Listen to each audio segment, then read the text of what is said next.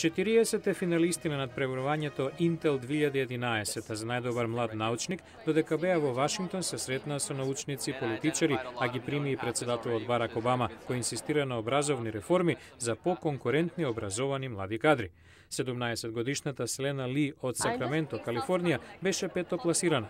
Развила поефикасен третман против ракот на црниот дроб.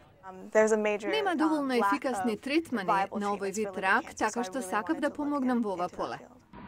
Ли пред 4 години под надзор на ментор од Универзитетот во Калифорнија започнала со лабораториски експерименти. I researched a new approach to targeting liver cancer. Истражував нов пристап против ракот на црниот дроб во основа со изгладнување на канцерогените клетки до нивно одумирање, без притоа да бидат афектирани нормалните клетки.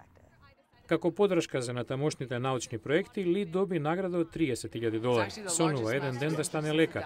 Извршниот директор на корпорацијата Intel Венди Хокинс, која го спонзорира надпреборувањето, вели дека ваквите санувачи ја образуваат иднината на земјата.